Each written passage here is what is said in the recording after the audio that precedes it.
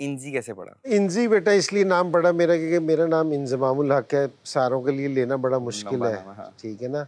हालांकि मुझे घर में इस नाम से नहीं पुकारते, हम्म, ये मेरा पाकिस्तान टीम में ही आके ये वाला नाम हुआ क्योंकि जिन्होंने इंजमाम को इंजी कर दिया। अच्छा। तो इसमें आप अपने बाबा मुश्ताक का भी कह सकते हैं हाँ, कि जी उनका भी उनका भी मुशी हो अमल गया। दखल है, उनका नाम मुशी हो गया। जिस हाँ, तरह वकार था, वकार का नाम विक्की हो गया। बिल्कुल। तो वसीम भाई थे, उनका नाम वैज हो ये गया। क्यों सारों के नाम क्यों वो चेंज ज़रा कर देते हैं? मुश्किल होता है कि ज़रा कि जी बड़े नाम लेना कि जी वसीम अकरम कहना या वकार यूनस, हाँ, तो ये ज़रा निक नेम होता है और ज़रा कि भाईचारे में बोलते भाईचारे हैं। में चल जाती हैं। अच्छा इंजी अंकल, मुझे ये बताएं आपकी करियर की सबसे शानदार इनिंग्स कौन सी थी?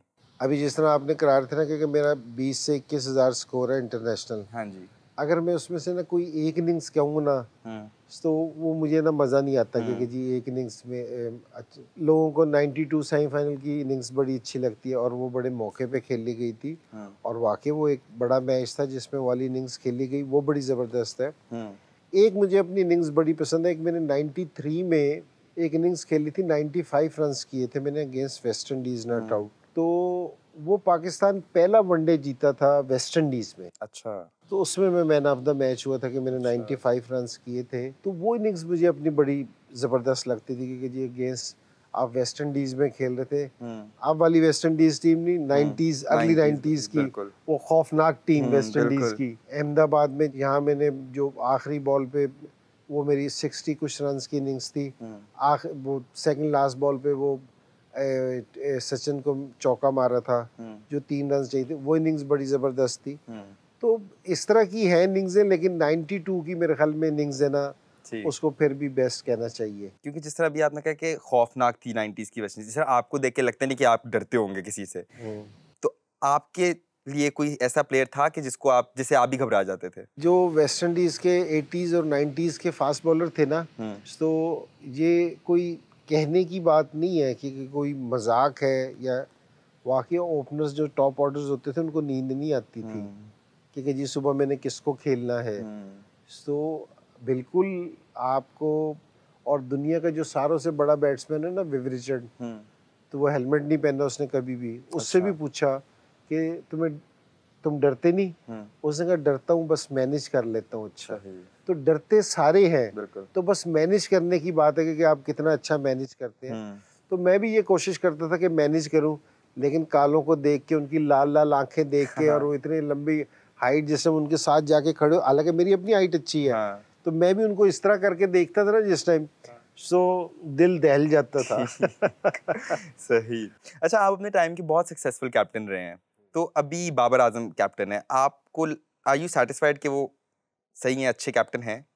देखें, एक कप्तान की जो पहली क्वालिफिकेशन है ना, वो लीड फ्रॉम द फ्रंट है, ठीक है ना, क्योंकि जी वो अपनी परफॉर्मेंस से ना लीड कर रहा हो। तो ये पहली क्वालिफिकेशन तो उसके पास है क्योंकि जी वो वर्ल्ड नंबर 1 प्लेयर है पूरी दुनिया में। और ये मैंने पहला प्लेयर देखा है कि जो हर फॉर्मेट में जिसकी परफॉर्मेंस इतनी ज़बरदस्त है, क्योंकि जी T20 में भी, ODIs में भी, टेस्ट मैचेस में भी। और देखिए कप्तानी है ना, हम लोग है ना बहुत जल्दी करते हैं। अभी जिस तरह मैंने कहा ना कि सिलेक्टर्स को टाइम देना चाहिए, कोचेस को टाइम देना चाहिए, इवन के बोर्ड्स को टाइम देना चाहिए, इस तरह कप्तान को भी टाइम देना चाहिए। हम है ना पहले दिन ही रिजल्ट मांगना शुरू कर देते हैं। हर इंसान, जिस तरह मैंने बैटिंग शुरू की थी ना, शुरू में मैं गलतियां करूंगा तो सीखूंगा, बगैर गलतियां किए तो कोई भी नहीं सीख सकता, कोई परफेक्ट कोई भी नहीं होता। तो बाबर आजम भी ये कि बड़ा ज़बरदस्त कप्तान है और उसको खेल की समझ है। कप्तानी जितनी करेगा ना उतना अच्छा होगा, ये लोग ज़रा अपने जहन में रखें। इमरान भाई की लोग कैप्टनसी की मिसाल देते हैं, इमरान भाई ने 83 के वर्ल्ड कप में कैप्टनसी की, 87 के वर्ल्ड कप में कैप्टनसी की और 92 का जीते। तो ज़रा एक टाइम चाहिए होता है आपको। मैं ये नहीं कह रहा कि जब लोग कहेंगे कि जी बाबर आजम को 2 वर्ल्ड कप दे के तीसरे पे, लेकिन मैंने कहा कप्तानी करने से आती है। जो हम सोचते हैं ना कि चेंज कर दें जल्दी, तो इससे आप किसी को भी सेटल नहीं कर सकते। बिल्कुल, वो सेटल इन होने का टाइम देना चाहिए। टाइम देना चाहिए। बट आपको लगता है बाबर आजम वो लीडरशिप क्वालिटी है? आपको एडवाइस है आपके पास उनको देने के लिए? देखिए, एडवाइस यही है कि अपने नफ्स पे कंट्रोल रखें। आप जहां मर्जी खेलें, इंडिया में खेलें, ऑस्ट्रेलिया में खेलें, पहला मैच खेलें, फाइनल मैच खेलें, वही बैट और बॉल है। खेल चेंज नहीं होगा, वही बैट और बॉल है। बिल्कुल। असल में जो इस सारा खेल का जो मजा है ना, वो ये है कि जी अपने प्रेशर को कौन कितने अच्छे तरीके से हैंडल करता है, अपने नर्व्स को कौन कंट्रोल बेहतर तरीके से करता है। अगर आपको ये आपने अगर ये तासुर दे दिया कि मैं पैनिक हूँ, मेरे चेहरे पे परेशानी है, अंदर फेंटा पड़ रहा हो, ठीक है ना, वो कहते हैं ना गिदड़ कुट पड़ रही हो, लेकिन कप्तान के चेहरे पे सुकून हो, तो पूरी आपकी टीम के चेहरे पे सुकून आ जाता है। और ये कि आपके कप्तान के चेहरे पे हवाई उड़ रही होगी तो एकदम है ना दूसरे का ड्रेसिंग रूम भी शेयर हो जाता है कि जी अंडर प्रेशर आ गए जी दूसरे। तो सिर्फ ये है कि जी प्रेशर सूरत हाल में ना अपने आप को कंट्रोल रखना, और दूसरी टीम को ये मैसेज नहीं जाना चाहिए कि हम अंडर प्रेशर हैं। सो जो ये कर जाता है वो जीत जाता है बस। अच्छा, नॉर्मली आप 100 करने के बाद बहुत काम नज़र आते थे। जब आप 100 कर लिया आपने, आप बिल्कुल सुकून में, कभी कोई एक्साइटमेंट आप शो नहीं कराते थे। लेकिन जब आप बांग्लादेश के खिलाफ मुल्तान में दूसरी इनिंग्स में 100 किया, तो जिस एक्साइटमेंट का आपने इजहार किया वो सबके लिए बहुत हैरानकुन था। उसकी क्या वजह थी?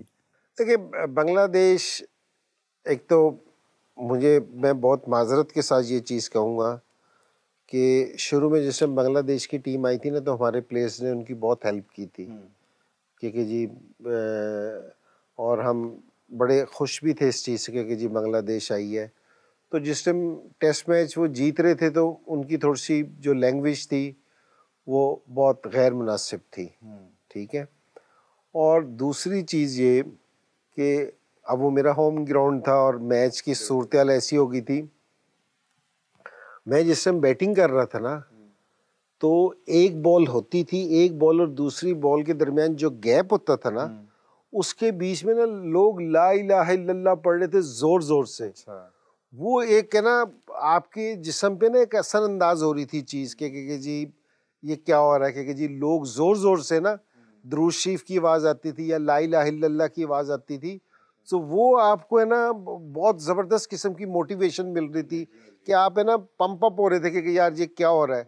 और वो बड़ी हेल्प थी मेरे लिए। अगर यूजली ये नहीं कि जी मैं उस टेस्ट मैच का हिस्सा था, लेकिन वो वाकई एक ऐसी इनिंग्स थी, अगर आप देखो ना तो यूजली आपको उस तरह की इनिंग्स देखने में नहीं मिलती कि उस तरह, तो उसमें एक इनिंग्स होने में ना उसका एक बहुत ज़्यादा रोल था। ठीक। तो वो जिस समय हम जीते ना, तो वो ज़रा मैं बहुत ज़्यादा पंप अप हुआ था कि जिसमें मैंने वो एक्शन किया, ना उससे पहले कभी किया ना उसके बाद कभी किया, लेकिन उस तरह का एटमॉस्फेयर भी कभी नहीं बना। हाँ। जिस तरह आप इनिंग्स पूछ रहे थे ना, एक मेरी और आपके बाबा की भी इनिंग्स है। क्या भला? वो हमने खेली थी कराची में अगेंस्ट ऑस्ट्रेलिया। अच्छा। कि मेरी और मुश्ताक की लास्ट विकेट की पार्टनरशिप हुई थी 61 रन की, जो वर्ल्ड रिकॉर्ड था, जो अभी मेरे ख्याल में 2 साल पहले ना बेन स्टोक ने और किसी ने लास्ट विकेट पे ना कोई 70 रन किए थे, हमने 61 रन किए थे, उन्होंने 70। तो कोई मेरे ख्याल में 30 साल के बाद है ना, कोई 28 या 29 साल के बाद हमारा रिकॉर्ड टूटा है। तो वो इनिंग्स ऐसी थी कि अगेंस्ट ऑस्ट्रेलिया हमने रिकॉर्ड किया था। तो वहाँ भी सूरत हाल ऐसी थी।